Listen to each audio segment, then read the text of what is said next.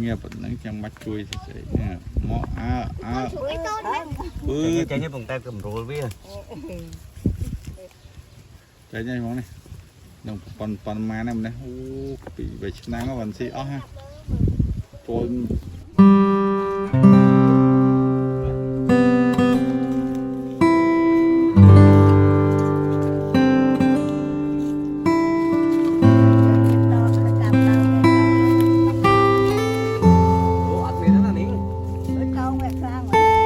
tao mới cho sẵn đâu tao mới cho sẵn đâu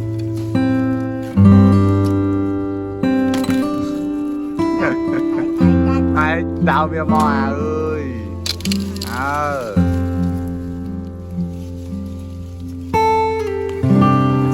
ngoà mà cánh mà ra cánh mơ với bớt cánh mơ với trên mốc cánh nó mạnh bắn ót đi cánh nó cánh to đấy á chuẩn đạm tóm mốc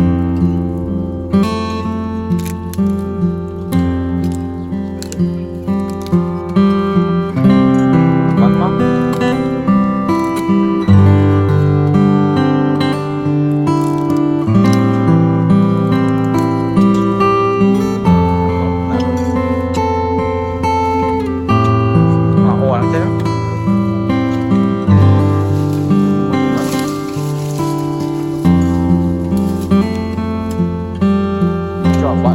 cho là ra cầm cái cho nó gọi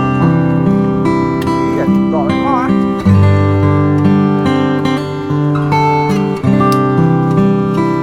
xóa một cầm tao mới cho các bạn cầm cho nói bây giờ trên kia bếch cho mới mà chỉ nghe nữa làm khói đó con ăn còn mớm đấy, nó không chuẩn lỗ ngà ơi mơ co cái này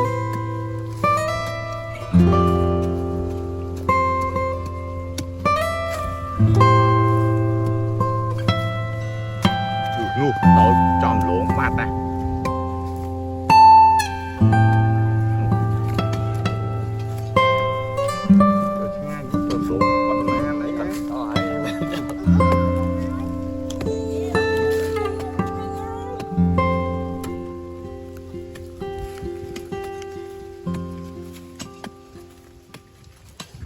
tú chứ anh để nó chỉ coi cái sản phẩm tiền tao nằm có con này hôm nào trống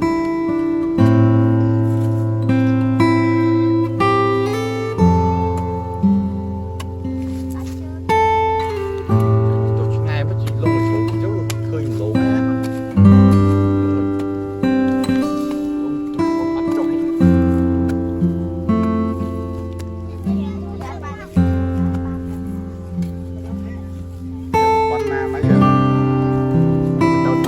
biết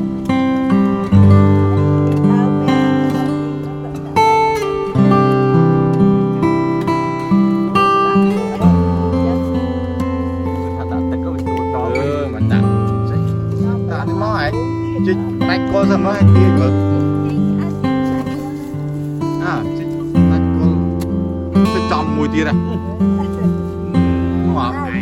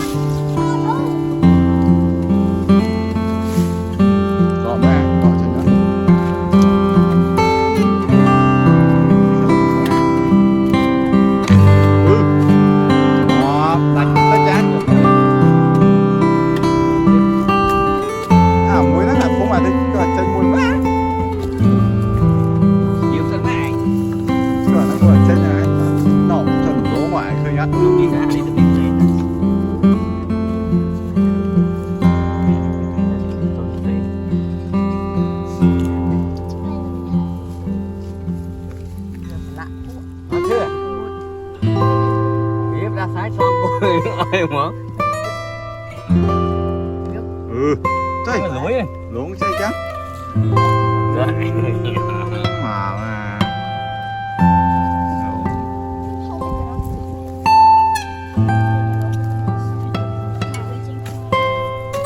Chứ mãi rồi, chị bị con lớn đầu tiên nó về.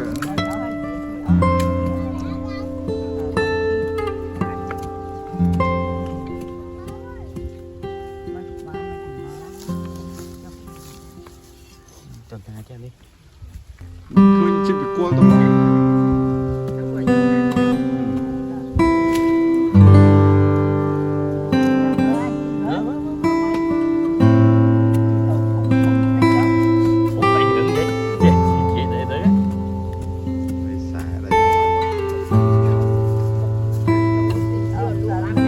Đó, chị bị con tao phải là chị từ trong này thấy bị con tiên mong cứ bốn màu ai đi. chứ là trộm á à Tại cho ta làm tổ cái gì. nghe đó chán lắm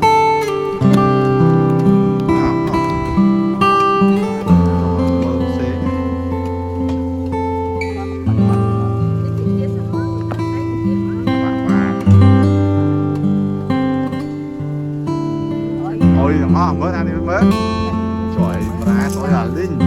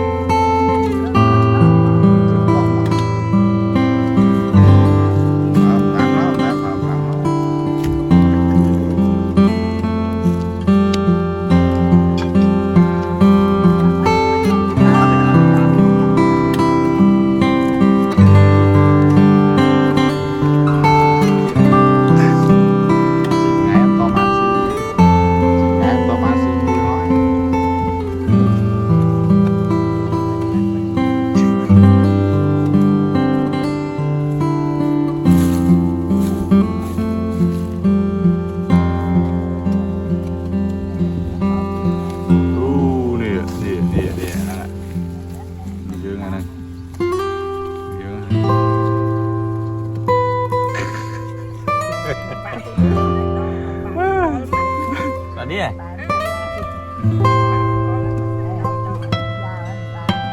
sẽ trộm ngọt à đó à lớp móc à mặt tách ai xí sạch trang mới này quá wow ba này bà linh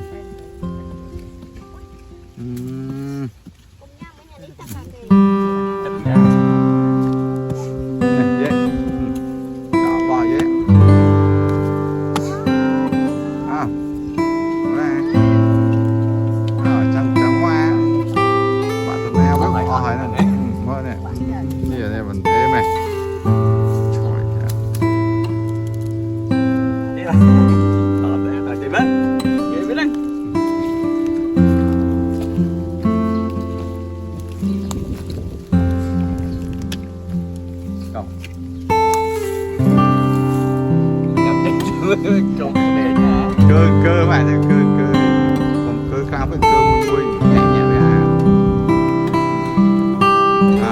cơ hay đỏ máu ấy trời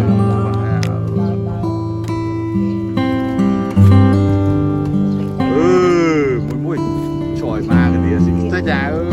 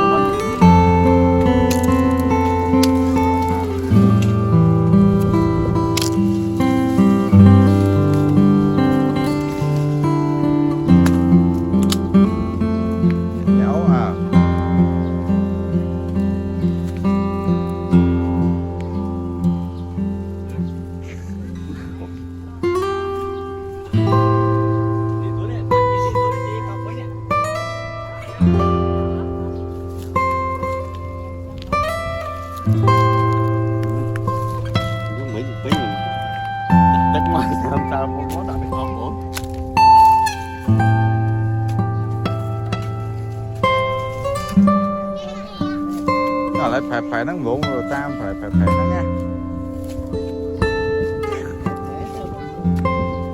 Anh lười nghe nữa. Con chuột chướng nữa.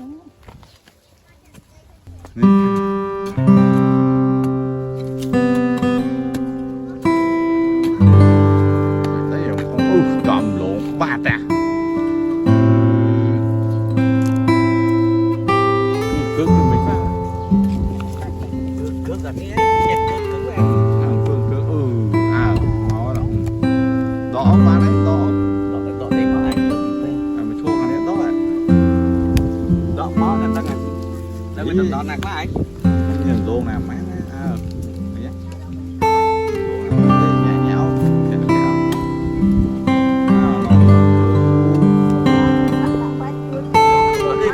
ở bên một cạnh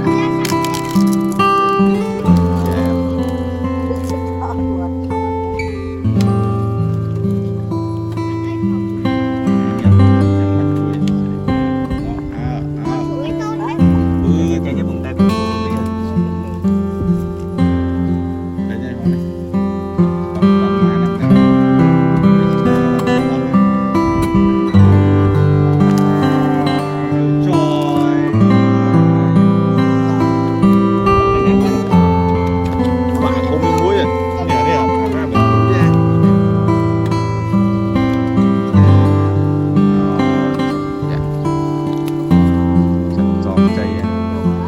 giọt chạy được liều lề nha.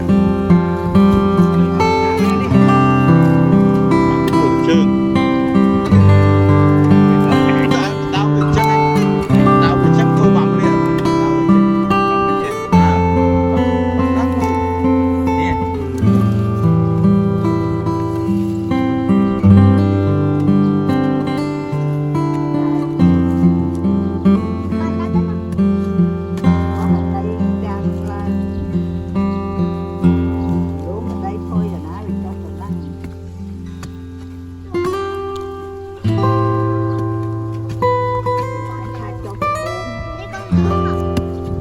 Chụp bốn cái bản nó ngược lại nhau.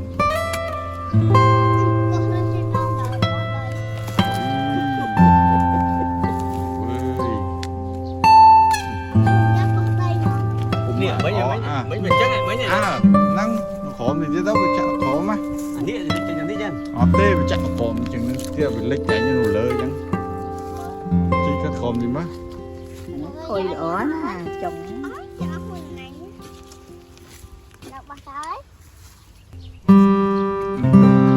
No, ai khơi.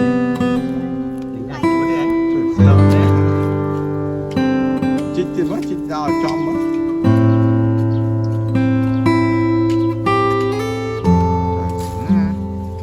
Chuẩn mà tụi chị sẽ đón nắng từ lâu mới ra tụi đón nắng. Phơi nha.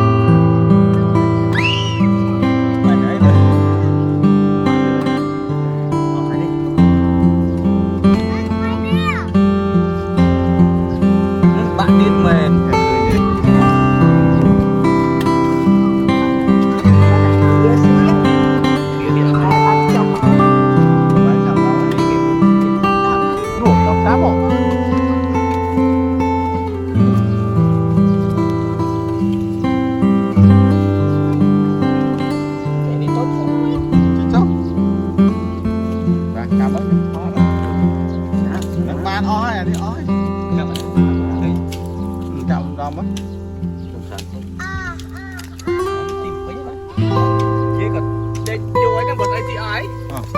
Dạ, ba con nàyครับbà lên mang con bỏ